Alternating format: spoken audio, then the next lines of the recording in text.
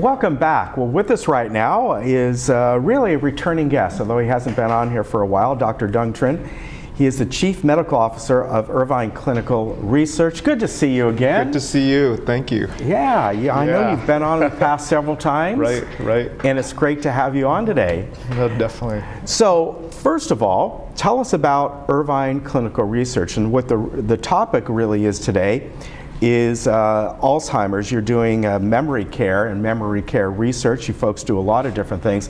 But tell me about the clinic itself.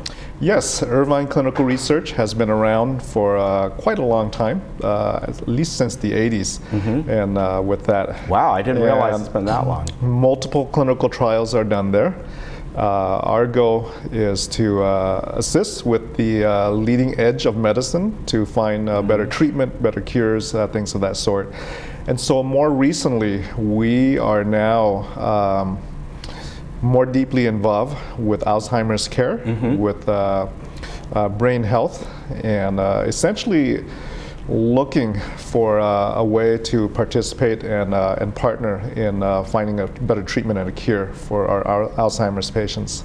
And over the years, as we've seen, the studies of Alzheimer's have kind of looked at many different things, and in some cases, I know just in things that I've read, they went down one path and took a few years down one path, and then they realized, well, maybe this isn't it here, and went down other paths. Yes. And I know that reading on your website and other things that I've read about this, it's not an easy thing to pinpoint because there could be a lot of different causes. Am I right? You're absolutely correct. I spent the last 17 years in primary care, taking care of senior patients, and many of them here from Laguna Woods. And if you're a Madero patient, hello, I miss you. And come by and say hi sometime. Definitely miss my patients with that from Memorial Care and former Bristol Park with that.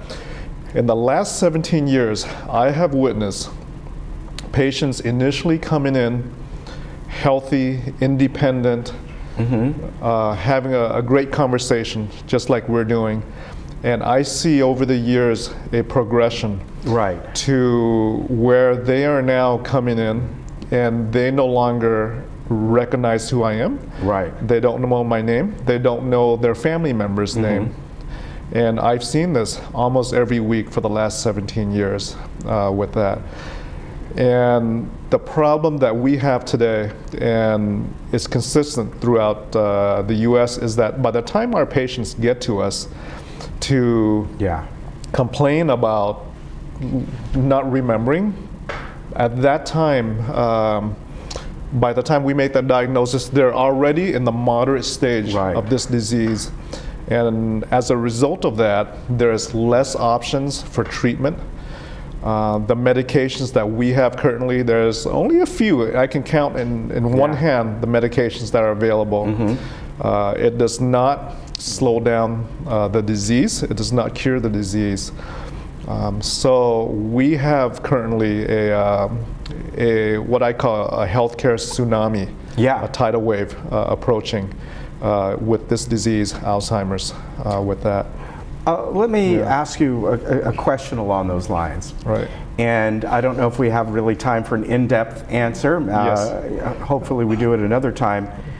But is this something that through better research and understanding, are we seeing more people with Alzheimer's? Is it something that maybe if you could go back in time 150 years ago was still there? Or is it because of how our lifestyles are now, or all different things that are going on? Do you know the answer to that? Is it more prevalent today than it was 20 years ago, 50, 100 years ago? Definitely more prevalent today. Multiple reasons. Number one, we are living longer.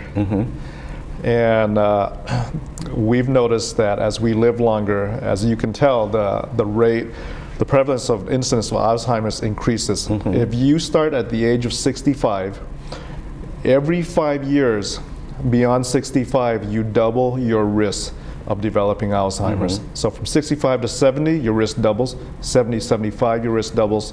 75 to 80, your risk doubles with that. If we took 10 patients with a diagnosis of Alzheimer's, 8 out of 10 have high blood pressure, 4 out of 10 have diabetes, 2 or 3 of those have heart disease. So all these associated conditions that we know of are linked with Alzheimer's, and it kind of goes along with this epidemic of obesity, diabetes, heart disease, lots of multiple filters, lots of factors that play a role in contributing to more patients developing this with that. Yeah, and of course I think with, as I'm sure you would agree with many kinds of different diseases and things nowadays, in many cases just people who have maybe some different kinds of emotional problems or things like that, not along the lines of Alzheimer's, but autism and things like that. Better research, better understanding, something that would have been considered this type of problem 20, 30 years ago, you can now pinpoint better and go, yeah, this follows along those lines. Yes, our research have evolved in Alzheimer's over the years.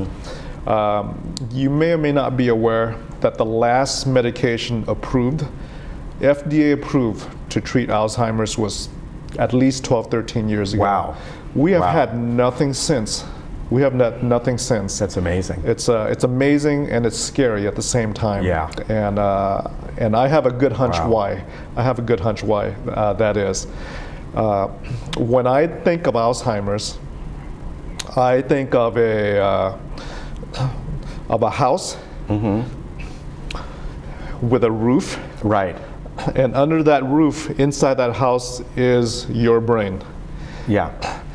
When I think of Alzheimer's, I think of a roof that is leaking, multiple leaks, 30 leaks in different locations of the roof.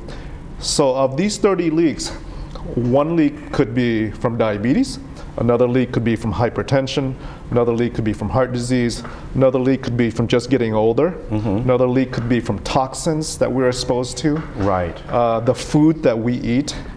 We have multiple leaks coming in. Yeah. How do you plug those leaks when the patient comes to you and their disease is already advanced? Exactly. And they're already at the moderate stage. Yeah. You can try to plug 1 or 2, but you have other holes to fill. Unfortunately, it's not like a roof that we can replace the whole roof. You know, we're out of time right now. We're going to have you back in a few weeks. I find this subject really fascinating, and I'm glad you're going to be a regular guest on the show. I am glad to do that, and patients are welcome to call me. I do completely free consultations. Yeah, and if somebody would like to do that, you certainly can, and Dr. Trin's phone number is 800-856-8121. The website is Irvine Clinical Research. If you just Google that, you'll find it. Yes, thank you so much. It's going to be a pleasure having you on more. Take care. We'll be right back.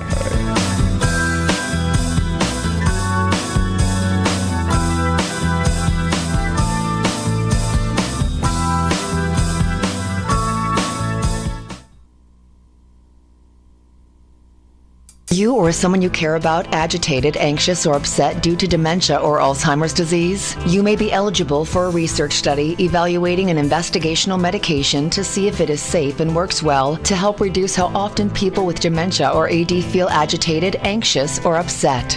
Participants must be diagnosed with probable AD with symptoms of agitation and have someone who is able to take part in the study with you.